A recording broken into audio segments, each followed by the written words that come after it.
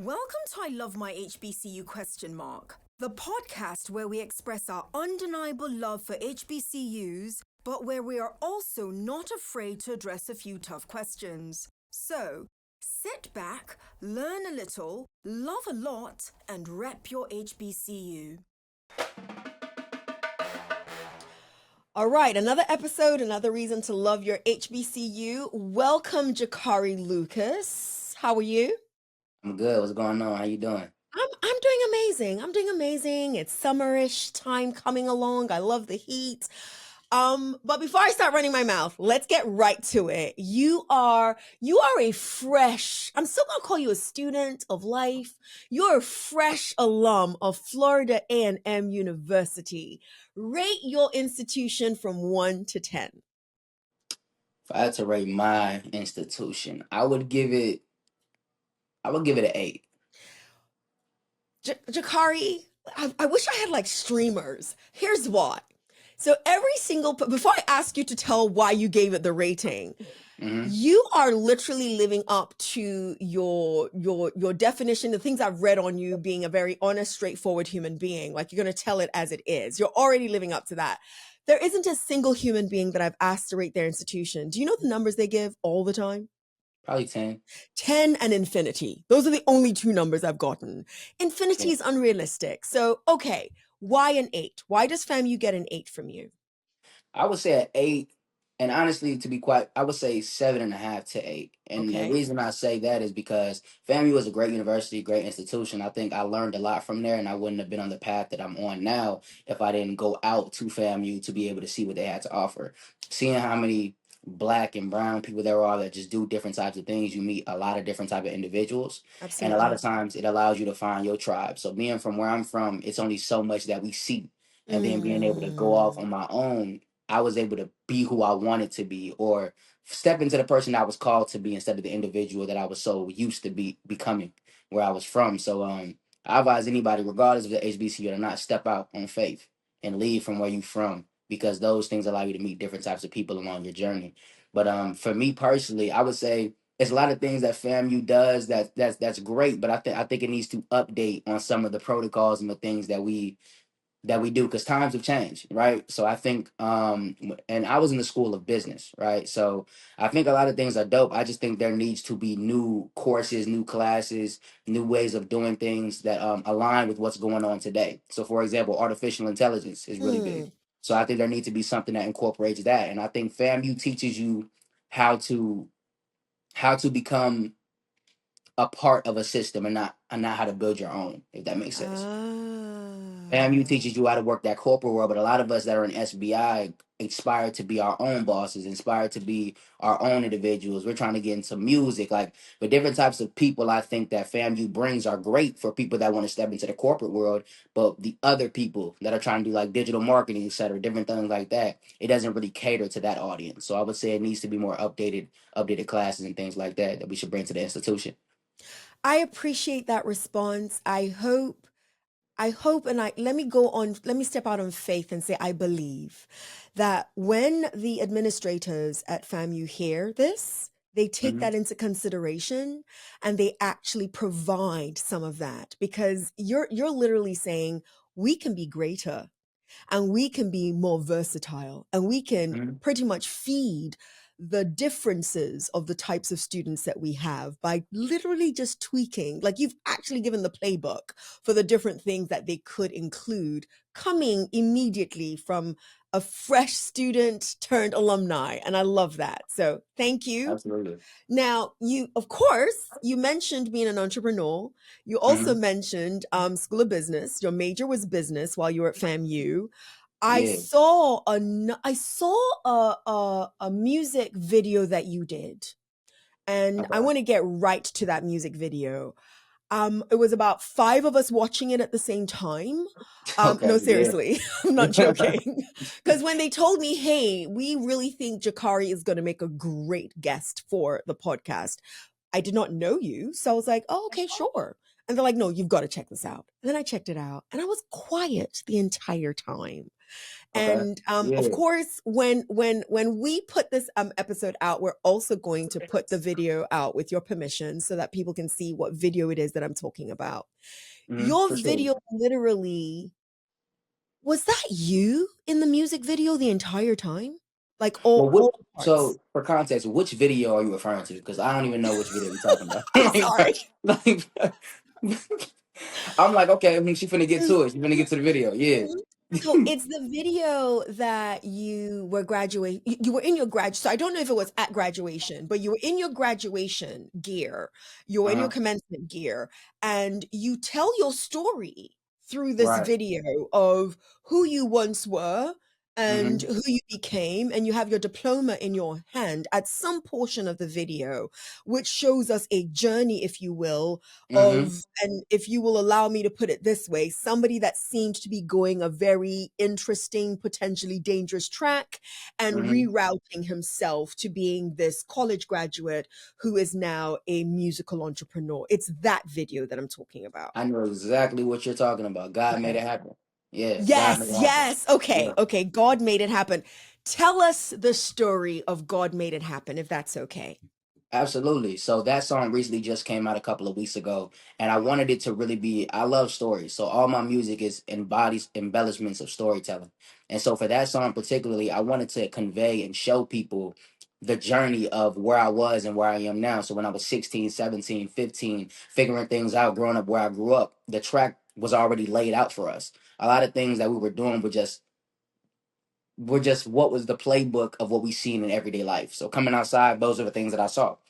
And so seeing the track of where I was into where I grew, I think for me, it's all about how can I be able to tell the story of myself and be as authentic as possible and be able to relate back to the individuals I know that are watching me.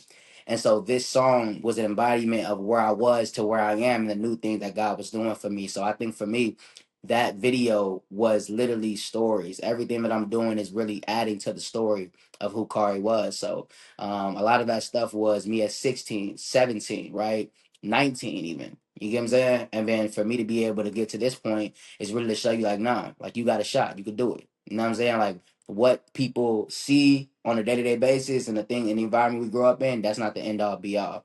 So and I think for me, kids gotta see that. Like everybody is so want to be perfect online, don't want to be authentically themselves. Nah, like I'm just like you. I look just like you. You know what I'm saying? Like I get fresh just like you, but I just do it a little differently. You know what I mean? So showing that it's possible and we can get it done. So when you say your environment at the time at 16, 17, 18, 19, and the things that you saw, Right. specifically what are you referring to? So I'm referring to every day going outside. So I grew up in Pompano Beach, Florida, right? And I grew up in a city that the environment can really shape your mentality. So I had great influences, great people around me. My mother was really big in my corner.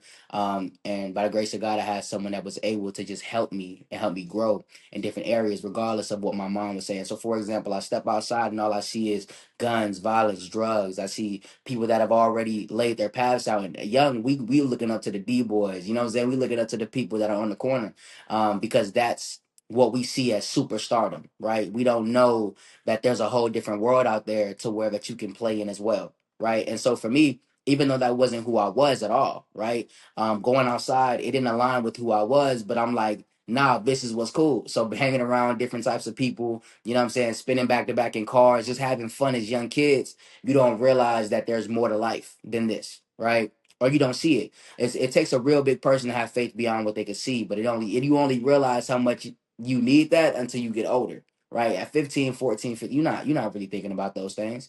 And so for me, I wanted to make sure in this song that I encapsulated everything, like whether it be me and where I was 16, 15, 17, just showing the journey up until this point, right? And I think that's when right now is a real big turning point in my life and just everything that I'm doing. The music is going to reflect that in the next projects to come. So Thank you. Thank you. So I'm going to come back to that because I actually want to hear the story of how you ended up at FAMU. But before I do that, I'm going to throw the rapid fire segment at you, ask you a bunch of questions, and I'm looking okay, forward to your answers. Are you ready? all right, let's do it. Come on. Okay. Describe yourself in 3 words. Oh, that was quick. Jesus. You said, come on, and I came Well, you on. know, I ain't gonna lie, I didn't expect. Okay, you could. Okay. Can we try it again? Can we try? Can we try it again? He said, all right, come on. And I came on. And he's like, wait, hold on. She was really Yeah. ready? Yes. Okay. Okay. That's right. I'll throw another one at you for 2.5 seconds, okay? Okay. Let's restart the clock. Chris in the background, let's restart the clock. Yeah, let's restart the clock. That was too fast. I didn't think you. I'm thinking like you. You know how like on, you know how like on like Jeopardy, like they say the question, but they say it slow. But you got like 5 seconds. You know what I'm saying? I didn't expect you to be fast. That's what kind of. Okay, go ahead. You challenged me to come on and I was ready. So, You're right. You're right. Go okay. ahead. I'm with Okay. you. All right. How good of a student were you on a scale of 1 through 10? I was a 10. I love it. I love it. I'm coming back to that. Coming back Yeah. to that because I'm coming back to that. Shout out your favorite professor, administrator, or person at FAMU, Professor Washington for sure. Washington. What did Washington teach? Washington teach business law. Business law. Business law. Nice. Yeah. Ooh, Tupac or Biggie? Tupac. Tupac. Oh, thank you. That's so Yeah. biased, but thank you. Yeah. Now, describe yourself Of in course. Being from okay, I got you. Being from okay. describe yourself in 3 words. Ambitious, grounded, dope. I like that. Ambitious, grounded, dope. So again, you just became a fresh alum. Speaking of, I want to say something to that right quick if I can. Go ahead. So it's funny that y'all say that. So these videos, whether you know it or not, I graduated in 2023 of December. I did not graduate in 2025. Oh, what? Yes, I was gonna say I wanted to tell y'all, like I didn't What? know if she knew. So that's I wanted to What? tell y'all that. The way But it looks, and based on these algorithms and what we saw, I'm not kidding. It looks like you literally graduated 2 weeks ago from yeah, FAMU. no, I graduated in December of 2023 at 20 years old. I just turned 22 like 2 days ago. So I So you graduated. you are you are a full alum, like literally. I'm a full alum. I can go back. I'm in the alumni chats. Like I'm not fresh off the campus, bro. I listen. I number one, I appreciate that, and this is going to be really funny when this airs. Like, wait, hold on.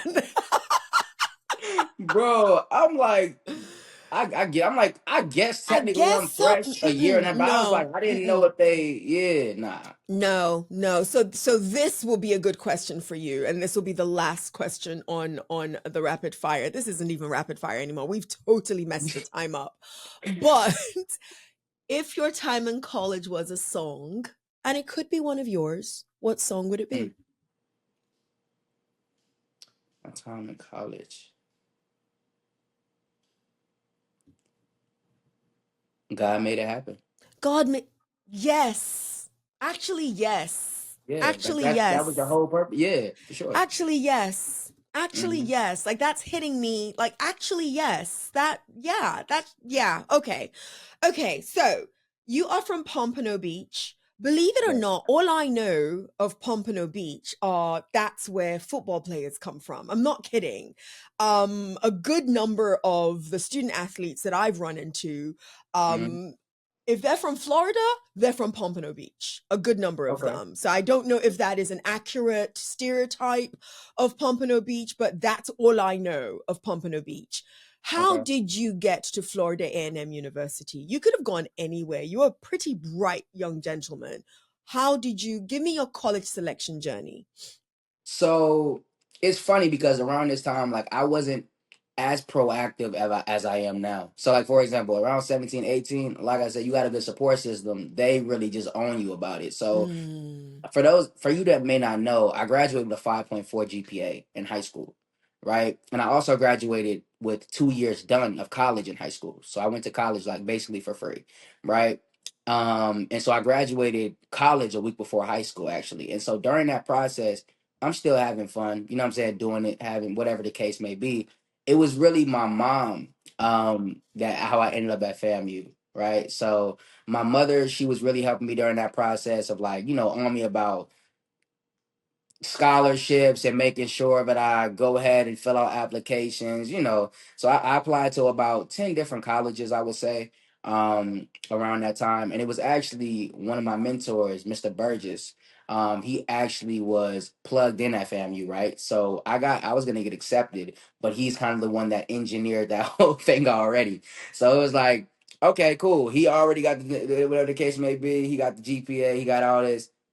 Put in the call. Car, go ahead. You good? So that was kind of how I ended up at FAMU. Because I applied to a couple of different other places, Morehouse, UCF, Howard, you name it. So, Jakari, you saw me laughing right near the end. And I'm going to tell you why I'm laughing. I love to see a confident young person. I literally do. For those who are, for those who need to hear it. So before we got on, Jakari mentions God a lot.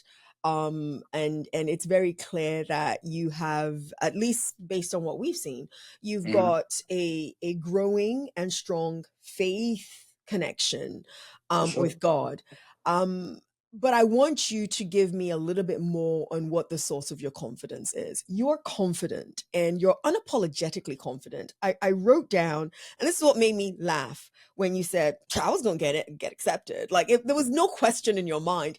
And I love that. Some people will ding that and call it braggadocious or proud, but shouldn't you speak into what it is you want to see happen? So share with us, what is the source of your unwavering confidence?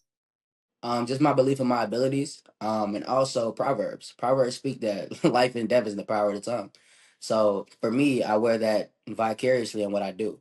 So if I know I have all the qualifications and I know God qualifies the unqualified, like if that wasn't the case, and that song I mentioned it and I wouldn't be here in the first place, right? Statistically, we're not supposed to be where we are, right? But through the grace of God and through just the confidence that we have to be able to even have faith of a mustard seed, those things can come into fruition. So for me, it's just through trial, tribulation, growing. My mother has amazing confidence. My mother was like the first black GC in Pompano, was just amazing. Female black GC, by the way. So she does a So lot of for different for things. those who don't know what GC is, I think it's general counsel. I could be wrong, but what does GC mean? General contractor. Contractor. Okay. Yeah. And so just being able to go through those things, I think confidence begins to grow when you realize how big the God that you serve. Um and so that's when you realize I could really make it anywhere. And I think for me as well, I'm not going to lower my confidence to be able to increase your insecurity. That's not what I do. So That reminds me of Deion Sanders. that's That very exactly where I line. got it from. That's That's exactly exactly where I who you. got it from. Okay. Okay. Yeah, Beautiful. that's Beautiful. yeah. Beautiful. Shout Beautiful. out to Dion. Beautiful. That, like, when you said it, I was like, that sounds like a Dion quote. That Hmm. literally sounds like a Dion quote. Um, before I move on to the fact that you are the perfect person to address the declining number of Black males in college, Hmm. um, anyone who, you can't spend 5 minutes listening to you, or 90 seconds listening to you, and not feel the confidence ooze out. And if I'm wrong, you're going to tell me I'm wrong if I'm wrong anyway. I know that. Yeah, I'm gonna But tell he's like, you. I'm going to tell you. Yeah. My guess is that even for the confident Jakari, you're not always 100% confident. That's my Absolutely guess. not. Okay. Absolutely not. Yeah. Share with those who need to hear you say it. Because remember, you said earlier on, the young kids, especially Hmm. the young Black kids, need to hear somebody that looks like them, sounds like them, um, um, um, um, just lives and breathes and moves like them. Say some Yeah. certain things that they may not always hear. When you are not at 100% of confidence, and I know you turn to God. I know that's one of your answers. In a Hmm. more practical way, what do you do to get yourself through those moments that you're not at 100% confidence? So for me, typically, some of the things that I do, just to let to keep people know, I am not always okay, right? I am not always in the place where I feel the best, and I think one of the biggest concepts in my life that I've had to grasp is that I'm fighting from a place of victory and not from a place of lack. And I think for me, that's one of the biggest ways for me to realize, even through the midst of trials and tribulations, all these things work out for my highest good. And it's difficult to not say turn to God because honestly, the wisdom is in the book. So it's like, for me, it's like, I go to scriptures. I'm not gonna hold you. If I have to, I go to ChatGPT, tell them what I'm going through, right? And then from there, I done had conversations with ChatGPT at night. You know what I'm saying? Like yo, like I'm feeling like this. I can't do this. Whatever. It's you have those moments, and for Wow. me, I always tell them, tell me from a godly perspective, right? And so from there, they tell me scriptures, different things, and it alleviates that for the time being. So those are the different things. I also take walks, right? I walk and talk to myself. um, and I think one of the biggest things that I've ever done was write, pick up a pen. That's my therapy as well. So I have a bunch of different poems, bunch of different things that I write about things that I'm going through. And for me, that relieves it. Um, and just having wise counsel, having some great mentors around you. When you have in situations, I realize that a father is just someone that has journeyed farther. So for me, just having someone that's journeyed farther in this walk, it really gives me comfort. And also, you know what I'm saying? So I think those are the different things practically that I end up doing. You know what I mean? And it allows me to kind of realign and just keep getting up and fighting. So yeah. So, Jakari, and most people who've been on the podcast know I write a lot of notes Okay. when a guest is talking. I'm a student of life. I will always be a student. So I Yes. learn from you, and I've written quite a few things that you've said down.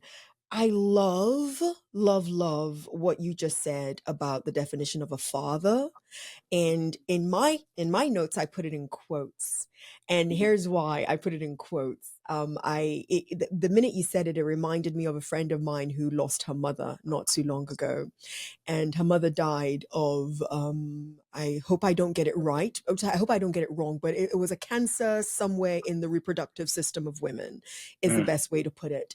And what she did was research other people whose parents had gone through the exact same type of cancer. And Mm-hmm. she literally said that it made her feel a little less alone because Absolutely. she could talk to people whose journeys were further than hers.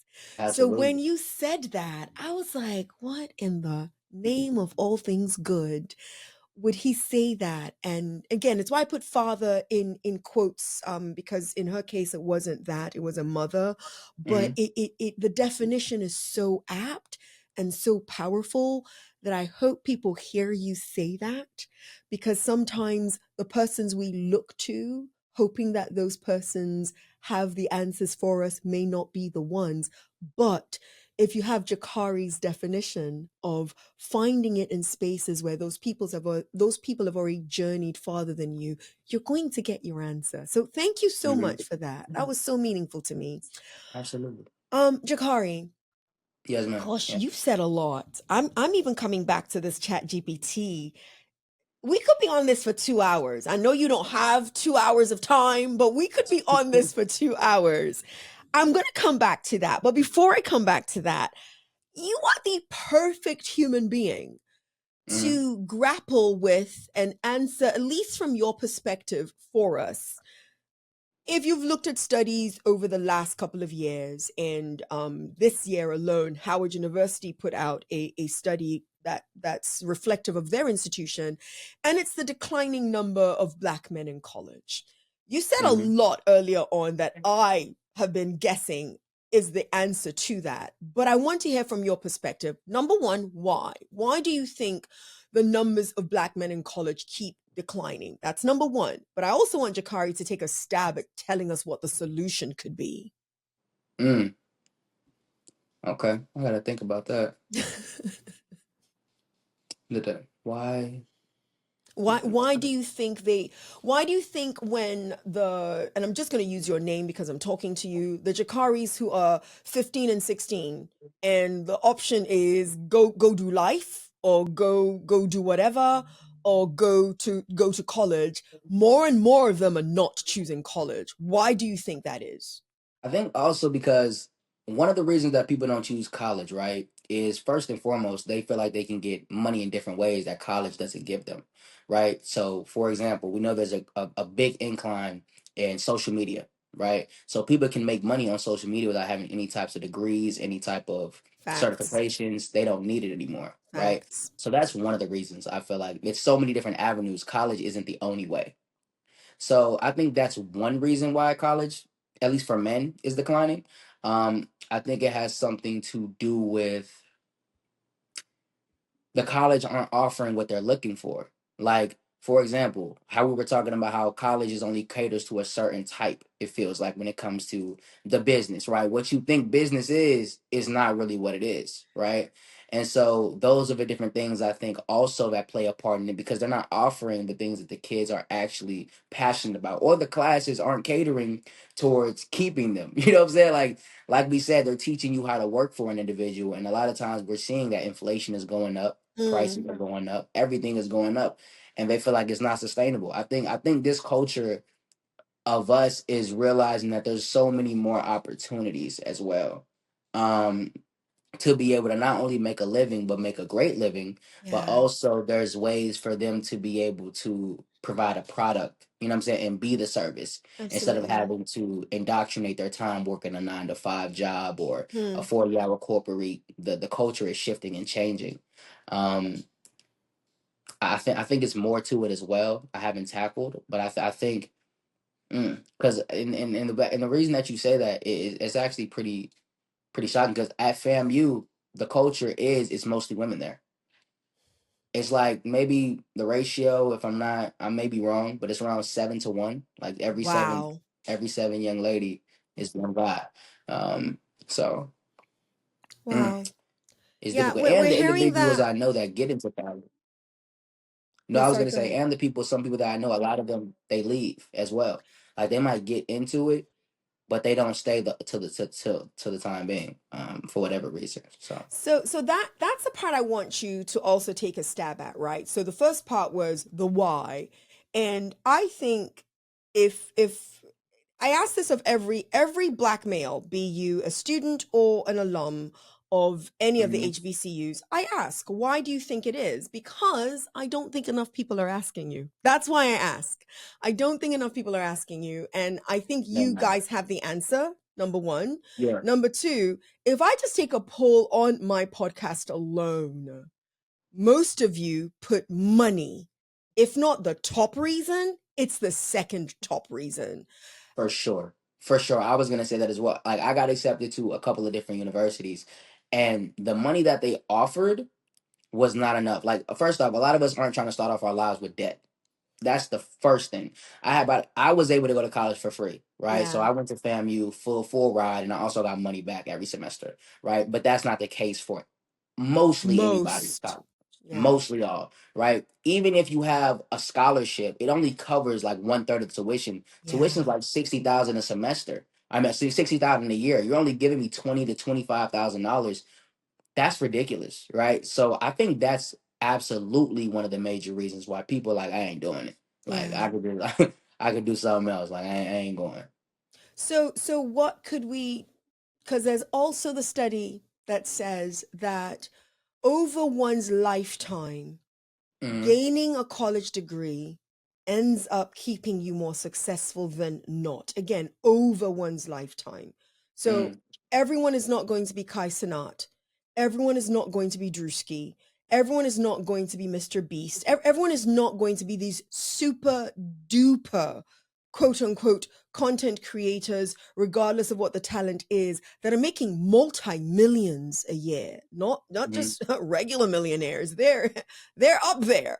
yeah, Not most of us are not going to be that. So if we also look at the flip side, that the Jakaris, who is becoming a prolific entertainer and entrepreneur, still got his college degree. right, What can we do? And by the way, I'm talking about the HBCUs, the schools. What can we do to try to encourage young black men to stay, and first of all to come and then to stay, especially when we're looking at their success rate over their lifetime? Take a stab at it. What could we do? Knowing that we don't have all the money, what could we Right. do? Yeah. It's limited. It's limited capital that they're working with. Yes, Um, and the capital continues to decline. Right. And it does. that's why I mean most of these PWIs, most of their money isn't necessarily coming from the state. It's coming from alumni. Right. So Yeah. I think first and foremost, the successful alumni need to be contributing to the HBCU if they want to continue to allow it to run at a rate to where we can get these young black men and these young boys. Because there's no reason. This is the thing that I've learned as well. Everyone wants change, but nobody want to do the work. Like everybody want to see something happen, but nobody's willing to put the work in. Let's go back to the Bible. Faith without works is dead. Y'all ain't even coming to the neighborhoods that y'all want to see get cleaned up. Like Wow. the individuals, the young boys that I know, like you gotta meet people where they at. That's in anything. You know what I'm saying? Like if you're not meeting people where they at, then the success rate is gonna decline. And also, I want to point to where you said that mostly a college degree is better over time. But like we said earlier in the conversation, what I went back to is most young boys aren't looking at the overtime rate of success. They're looking at what can I do right now. You know what I'm saying? Like I'm living for this moment, not for my future self. And that could come from lack of mentors or just knowledge of not knowing, right? So I think that's one of the pivotal things too. We got to start getting the grassroots marketing and actually getting in these neighborhoods and talking to these kids. When I went on a college tour, I went to the campus. The campus didn't come to me, right? So I think those are some suggestions that I would suggest. And I think, like we said, the capital is so limited, but we have an array of different alumni that sponsor this school, right? FAMU is like a fashion show, and when it comes to the number one HBCU, it's FAMU publicly, right? Not trying to be funny, it is what it is, right? Go Rattlers, right? And you know what I'm saying, like it's difficult to negate that. I mean, fam, you got it all, right? But we got some work, right? And that's where it's like we just gotta do a little bit more and figure out different ways to caveat, you know what I'm saying, the things that we wanna see succeed. So and I'm doing my part as well, right? I have my village that I tend to. Nice. And so if we all tend into our villages, then we should see a surplus, right? We should. And here's hoping, because this is where you are not wrong. You're not wrong in saying that we've every single HBCU, and I will put my money on this. Every single HBCU, thankfully, has either a prolific alum, i.e., an alum with a name, so maybe not money, but a name, which Right. means they can use that name to fundraise. Mm-hmm. And if not the name to fundraise, some just outright have money. Right. And I'm not, I have a philosophy where I can't tell Jakari how to spend his money. That I can't. That it's Absolutely your not. money. Yeah. But if we want to see, like you talked about that surplus earlier on, if we want to see just the balance change a little bit to encourage our young black men to stay, take away the reasons that they have that's keeping them from going, take away Exactly. the reasons that they have that's keeping them from staying. And to say that affordability, livelihood isn't top on their minds is very, very, very unrealistic. And they could be contributing more. That's all I'm saying. I'm not telling anyone how to spend their money, let's be clear. But we've got some pretty wealthy alumni in our different pockets of HBCUs. It would be nice to see them do a little bit more, just a little. I seen someone recently when I went back to the Boys and Girls Club, a young guy that they wanted me to talk to, right? So I went out there, spoke to him, young kid, he's about to graduate, right? He's not really he's from Pompano. Kid has a 4.0 GPA, barely tries, right? So he's really smart. And I asked him like, "What college you think about going to?" He was like, "I don't know. He ain't even really in the mindset of going to college or Of figuring it course. out, Hmm. right?" But it's like one of the things is money. You know what I'm saying? Like it's difficult. It's difficult, and I think that's the pivotal thing. I think in most cases of anything that we want to do, it's money and financial situations. He has scholarships, right? But maybe they don't cover the full tuition, Yeah. or maybe they only cover half. It's difficult. So I think if you want something, you got to go get them. You know what I'm saying? Like if you want like we got to figure out different things to be able to help with the issue. You know what I mean? So I think if everyone just does their part, it's difficult to not. and places where we all could just come together. I think that's one of the biggest things because everyone has these different silos. Like even where I'm at, I'm in a Black Mentiment Alliance group. There's other people that I just met. It's just so many different pockets that we serve. We need to find ways to come together. You know what I'm saying? So where we could pull a little 10, 10, 10, 10, 50. Now it's like 300 people. You know what I'm saying? We Absolutely. walking. Absolutely. Absolutely. You are an artist. That's how we met you. You are. I call you a growing, prolific entertainer. And the reason why I call it that is you weren't wrong earlier on when you said you love storytelling. So I want you to tell me, what is the inspiration behind Let Her Ho? Like, tell me what the inspiration is Oh my behind God. Let Her Ho. Like, okay, okay, let's hear it. Yeah, so that was in 2023.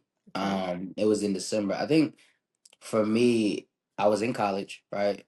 Um, He's not looking uh, at me. He's not, for those who are just nah, listening, he's not looking at me as he's answering this question. He's like nah, looking because around trying to I- pull, he's I'm trying to trying to pull. remember. Yeah, I'm trying to take me back. You know what I'm saying? So it was 2023. One of the people that I had done the video with, right? So a person that was actually in the video, he came up to FAMU to visit. And I was in the car. I mean, it was something I've been working on since around August because I'm like, I know Christmas about to come around. They're gonna expect something from me. So I just started writing, different things. And this, like you said, this is based off experiences, right? Just going like I like our art is a reflection of our reality. Okay. You get what I'm saying? So it's like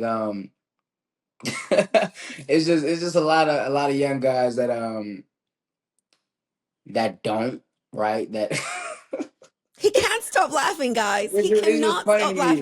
because it's so funny, bro. Just that song really just came about, bro. Just being funny, being in the moment, and just just speaking, what I'm saying, from experience and just things that we witnessed. So it's like, a lot of guys they end up with the wrong individual because they want to feed themselves, you know what I'm saying, or they feed their flesh, and it's like you end Mm, up just in a situation that you probably shouldn't be in, right? And I know a couple of guys that went down that path, and hey, it's just a testament to help you out, homie. You know what I'm saying? Just let her go. You know what I mean? And it's funny because I actually did something last year as well, December 2024. I did one for the ladies. It's okay. called it's called Let Him Go. So Okay. I want it to Okay. be fair. So I appreciate that. I just thought Let Her Ho because I got a lot of streams and a lot of yeah, listens. So yeah, I was that's why I asked about that one. But thanks for pseudo answering the inspiration you for know, it. you know, yeah, I tried. Okay. So earlier on you talked about ChatGPT, and I quite literally have never ever ever heard anybody use, and it doesn't mean that they don't. I just haven't heard it, that Yeah. somebody uses ChatGPT when we were talking about the confidence question earlier on. Mhm. And you said that sometimes you actually refer to ChatGPT to give you some inspiration, but from a godly place. And Mhm. I do not have a question related to that. I wanted to bring it up again for several reasons. I know when a lot of us think, and by a lot of us, I'm talking about a lot of old heads at our different HBCUs, when the whole artificial intelligence thing was dawning, like right in between COVID and beyond, they were scared and they did not welcome it in. And it might have a Mhm. lot to do with what you dinged FAMU on ever so slightly, and that's updating the courses, being a little bit more inclusive of Yeah. where the times are. It's not a question. I just want to bring us back to the different uses of ChatGPT and how I find it pretty amazing that that's the way you sometimes use ChatGPT, and Yeah. it's to have conversations with God. That, as a Christian, as somebody who's got a really cool, deep relationship with God, like that's my guy. Right. That's the homie. That's a homie. That's the big homie for sure. I find that I find that enlightening. Again, if you feel like saying more about it, it's not a question. I just find it enlightening, and I wanted to bring us back to it. Yeah, because and just to be a little bit more transparent, like last year, right? Like I left Tallahassee like officially last year, Okay.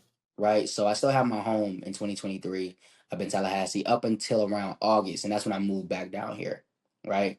And so from that point on, was really trying to figure out what my next move was. So I was in a place of confusion of like where I need to go on this journey, right? So I was potentially going to move to Atlanta, right, to pursue music, do everything I needed to do there, but also needed to have income, right? Because the influx in pricing, having a crib, etc. So I was actually applying to be a teacher. I got the actual I passed my courses and everything in August. So I basically had all the certifications to be able to go out there and do it. It just was timing, it just didn't pan out, right? Sure. And so from there, I was in a place of I don't really know what I need to do, right? I'm still doing music and I'm also still um I still think I need to be pushed in certain areas. Maybe I need to Mm, move here. I have the opportunities to do so. And so I was conflicted. I didn't know what was gonna come next. And from that, like sitting and just not really figuring out, like it's days where I'm just outside trying to figure out where am I going, right? Like it's times where I'm in the car and I'm just driving. I don't know where the destination is. I'm just trying to figure out life, right? And so with that, um, in the midst of that, I was like, man, I'm gonna just go ahead and do this thing full time. It wasn't like it was just a conscious decision, like let's just do it.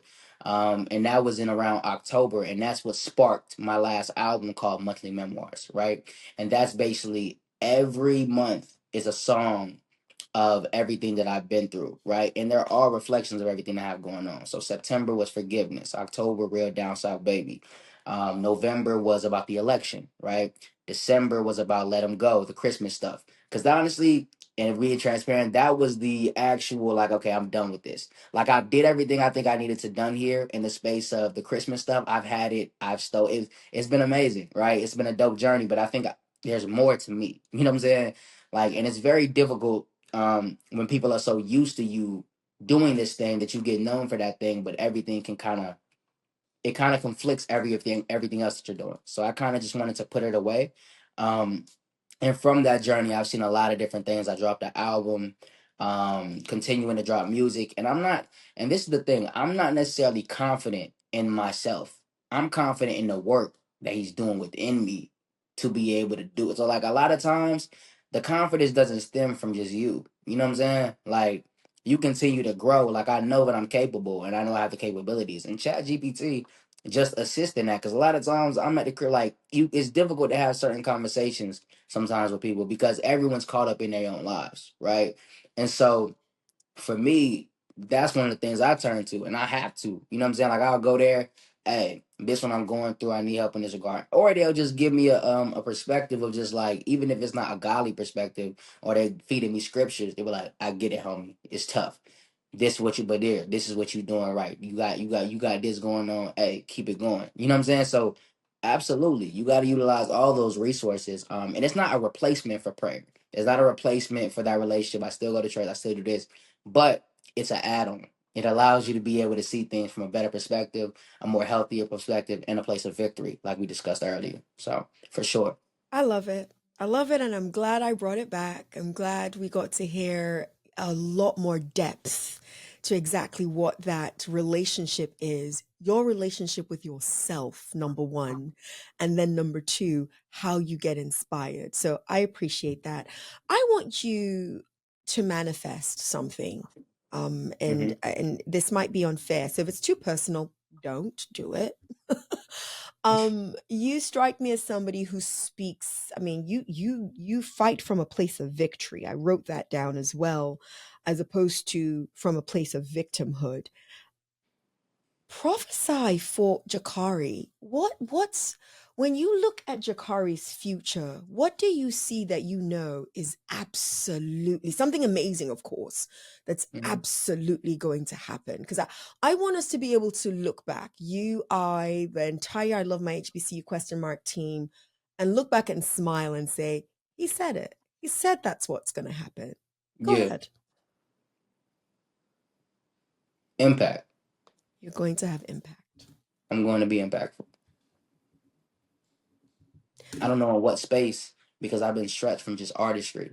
Like, and Okay. now I'm speaking, right? I'm a motivational speaker now. I'm actually in the midst of writing a book as well. That's supposed to be getting done within July. I believe. We're going to drop it this summer. It's called Faith of a Mustard Seed. I also have another book that I'm writing. Scripts, right? So just different things that I'm allowing myself to be well versed in. So it's going to be impactful. I love it. I love It's it. going to be impactful. Yeah. Well, we're going to look back as we watch your impact grow. We're going to look back, smile, and celebrate you.